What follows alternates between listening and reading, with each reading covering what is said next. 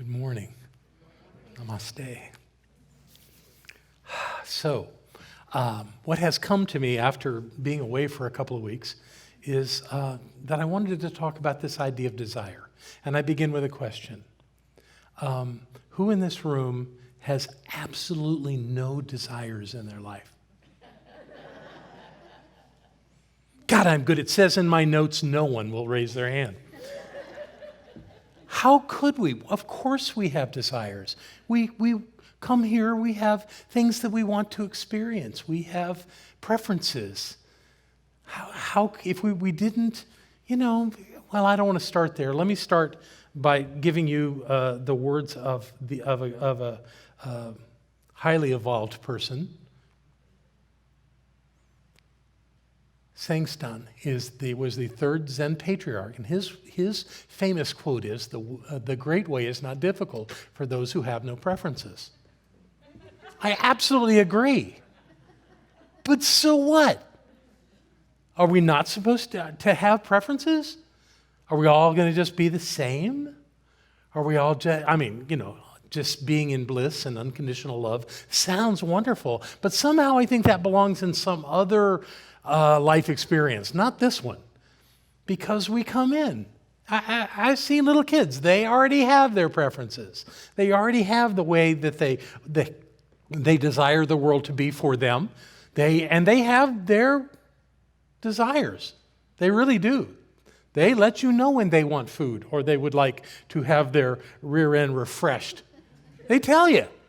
We just come out. I think it's our nature to have preferences. Obviously, they evolve as we grow older, and they change, and I'm finding that they're even changing in me all the time.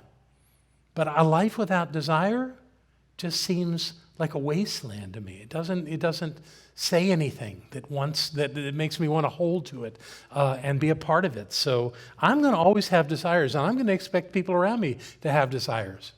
Now, I may not agree with everyone's desire. I may not want what other people want, but that's beautiful. That's fine. We all get to play this game however we want to play it. And the thing about having desires is not necessarily that we get everything that we want. In fact, there's no guarantee that any of your desires are ever going to be fulfilled. What concept did I come up with? I came up with this idea that there is no keeper of desires in the cosmos that makes sure that everything that we want happens. It's not made that way. All of us have these things that come from God knows where within us, and we go, I want that. And Holmes said, you can have anything. You just can't have everything. So what does that mean that we have this internal thing called desires that show up, and what happens? What happens after that? Well, from the desire, not much, because desires in and of themselves have no impetus. They don't actually do anything that creates an outcome. So people who get stuck having desires, people who are in that place of focused entirely on what they want, may not ever get it because they're in a place of want, not a place of have.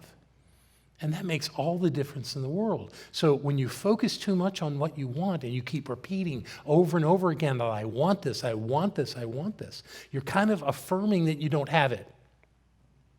So it kind of requires us to reconfigure this thing about how we deal with desires in our lives, if that's truly what we want to do.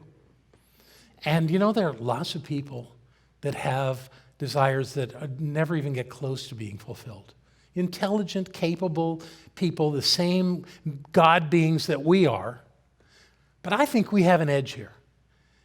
Now, there are many teachings in the world that think this idea of having desires, perhaps like the Zen master, think that gets in our way and somehow slows us down. But the truth for me and what I learned through the science of mind is that it's perfectly okay to want stuff. And you can see that on our back wall. If you've ever noticed, there are words across the spaces between the windows in the back of our sanctuary. And they start with spiritual awareness and go through to love and gratitude and wish I could read that. What does that say? Inspiration. That's what I'm supposed to be doing. Joy. And the last one on the wall is creative. Exactly. Exactly. We have the right to have stuff, to get stuff. And the way that we get there first is to desire it, to want it. And then we set intentions and we do things that open us up to that happening.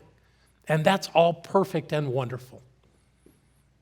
However, most people in the world don't get that. So, interestingly, I found an article from Forbes magazine. I think it was published in 2016, and it had a really fascinating name to it. Oh, no, we didn't get my first slide. That's all right, we'll start here.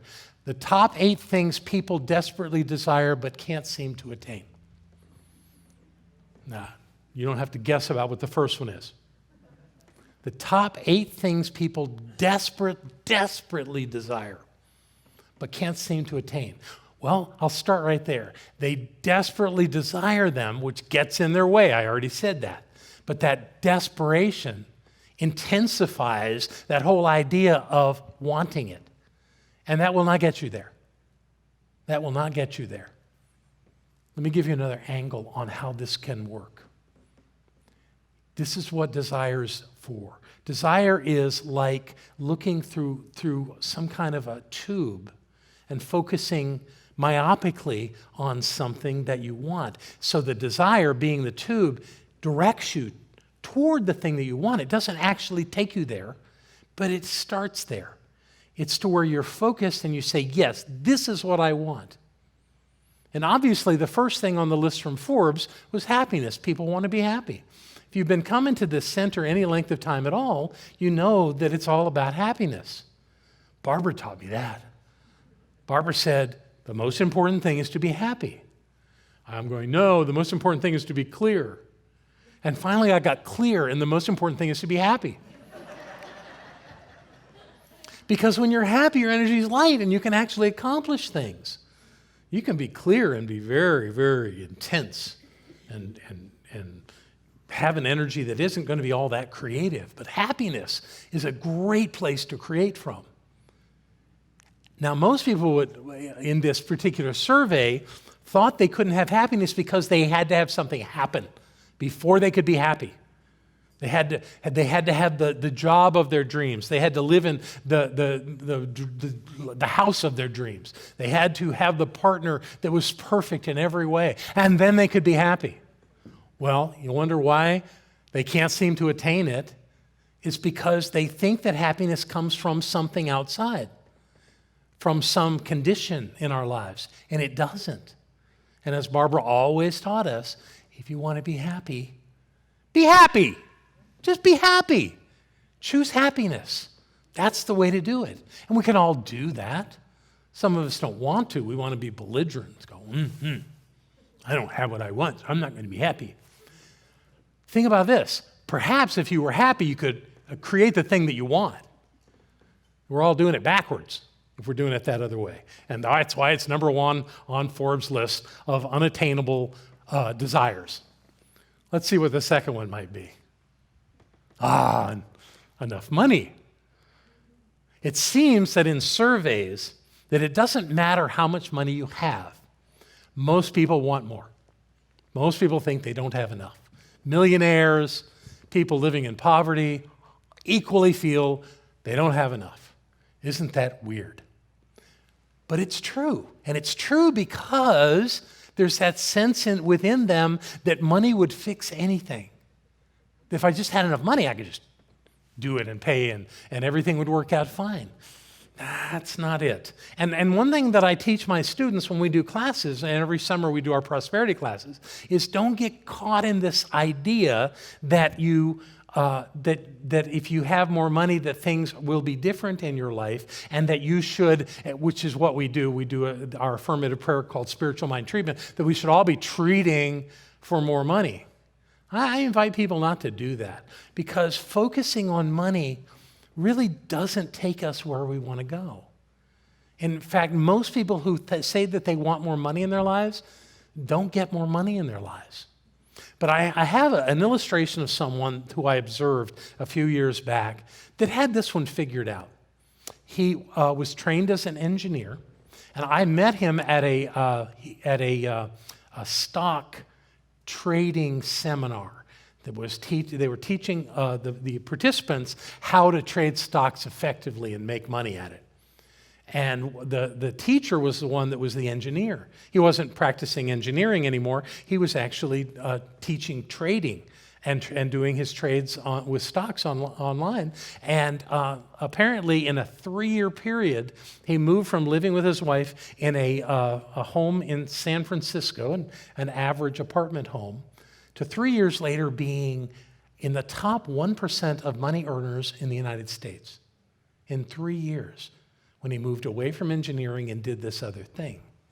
But it wasn't the other thing, because a lot of people lose money trading stocks. The thing that made it work for him was that he was passionate about trading stocks and about being good at it. It wasn't about the money he was going to make. I mean, that was there, but he wasn't focused on that. The people that make a lot of money, I don't think they're ever sitting around thinking, I got to make a lot of money. I don't think Bill Gates or Jeff Bezos or Elon Musk at all ever said, I want to be the richest person in the world. That's not how you get there. You get there by doing something that you are so committed to and so excited about and so joyously thrilled to be involved in that happens to make a lot of money. So that's what those guys and lots of other people have done, including this guy that I met at that seminar. What was it he said about that? He said that the reason that the stock market collapses is when people's focus is on hope and greed. He said that success requires objectivity, and that by being objective in what he was doing and teaching what he was teaching, which made him better at his craft, he made a lot of money. Wow, very cool. So anybody who wants to do that, if you want to make a lot of money, all you have to do is have a great idea and bring it to the world, whatever it is. So this idea of noble desires, and there are, I call them either fleeting desires or noble desires. If you have a desire to create something in the world that supports the betterment of mankind, that's a noble desire. If you have something like, I want tacos for lunch, that's a fleeting desire. I don't care about those things. But the real desires in our lives is, what are we doing with this life? What are we doing on this planet? Why are we going through all that we're going through? It's because there's something inside of us that has something to express into the world. And it comes forth as a desire. That's where it starts. That's enough about that money. Let's go to the next one here. Freedom. The third one is the idea that people don't have freedom. Well, in the science of mind, we teach that freedom is completely up to you. That the only thing that is in your way, the only thing that keeps you from attaining whatever you want is you. And people go, oh, no, it's that thing or that person or that situation or that condition. It's not, because you created those things too. You created every relationship in your life. You have people in your life that you don't like or you think aren't doing you well. You created that relationship. Well, yeah, but they were like married to my cousin. No, it doesn't matter. It doesn't matter. Your relationships are up to you. The idea of being free is always available to any of us. It's about what we're thinking about ourselves. Freedom is attainable, always, under every circumstance. You can even talk to people that have been incarcerated, people that have been in all kinds of constraints, but no one can control their mind, even in those circumstances. So it's all about what you're thinking that determines how free you are. Apparently, people have not figured out how to attain peace. In this teaching, we teach that perfect peace dwells within you all the time, that it's a natural part of who you are. So if you're not in a state of peace, then that not being in a state of peace is a choice. And I've experienced that. I've been in a situation where something was tumultuous and I was all caught up in it and hooked by it. And then I suddenly realized that I was choosing that. And I went, oh, I don't want to do that anymore. And I drop it and the problem goes away. Now, nothing else has to change out in the world except where I am. That's the only thing that's important. So if you want to be in a state of peace, there's nowhere to go and look for it. It's your choice. You choose it by every choice you make in your life. Joy, which I say is a sustained state of happiness, goes right along with the idea of being happy. You want to be joyful? Be joyful. Don't expect anybody else to make you joyful. It's impossible.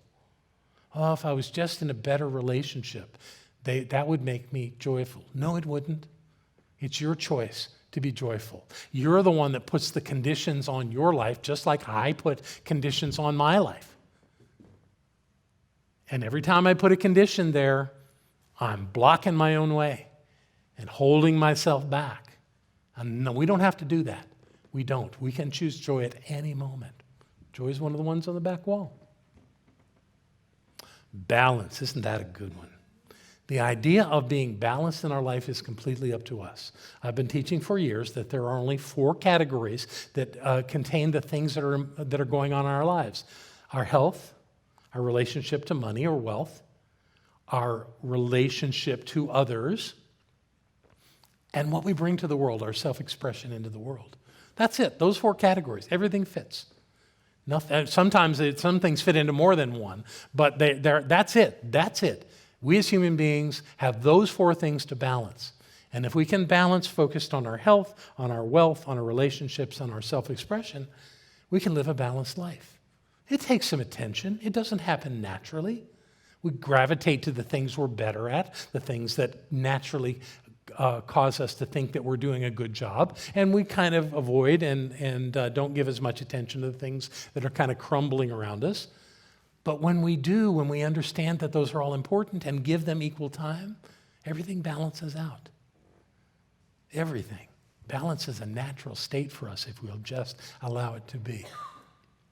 Number 7 is fulfillment, which I think probably brings to mind all of these things, this idea of living a fulfilled life. I think that the way to a fulfilled life is through gratitude. I think that we're already living a fulfilled life. I think we just say that there are these problems that we have to deal with, or these challenges, or something's not good enough, or some judgment we have. And that all skews our ability to see how full and rich and wonderful life is. But when we are grateful for things in our lives, when we can find something to be grateful for in every aspect of our lives, we're fulfilled at any moment, at any time. Barbara, in Best of Barbara today, Barbara talked about the fact that we're all going to die. And we are. And we don't know when. You know, it's funny that when a doctor says to somebody, okay, get your affairs in order, you've only got 6 weeks to live. Nobody goes, finally, I know when I'm going to die. Nobody does that. So it's like we don't want to know. But the truth is that at any moment we could leave these bodies. Would we leave fulfilled, or would we leave somehow incomplete? It's our choice. And the way to get to a state of fulfillment is to be grateful for your life and the individual things that are going on in it. That's where fulfillment lies. And the final one is confidence. Well, if I had those 7 other issues going on in my life, I certainly wouldn't have any confidence. I think confidence comes naturally to anyone who has found a way to balance their lives, to bring meaning to their lives, to express and experience joy and happiness, and to have enough money to do what you need to do, which we all have the ability to do without exception. So those are the 8 things that Forbes magazine brought forth as the things people don't or aren't able to attain. And I suggest that the science of mind gives us answers to every one of them and allows us to experience that in its fullness. And the one thing that hasn't come up in this conversation so far is love. And I have this position on love that I don't think that we give or take love from one another. If we did that, then we could withhold it from someone, or someone could withhold it from us. And I just don't believe that's true. I believe that love is the natural state of life. And our job is not to create it, but to be aware of it, because it's everywhere. And when we're aware of it, it shifts our perspective and allows us to accomplish the things we are here to accomplish, because we love what we do, because we love the people that we deal with, because love is an integral part of every aspect of our life. In Eastern philosophy, the idea of living in a world where love is unconditional is called Tantra. And it's practiced as a spiritual discipline. The definition that I found for Tantra is that it is to accept and embrace every aspect of life without denying anything. It is the path of unconditional love, for we cannot love ourselves exactly. If we cannot love ourselves exactly as we are, then we are still putting conditions upon ourselves, and that's what holds us back. The conditions are what holds us back. We don't need any of that.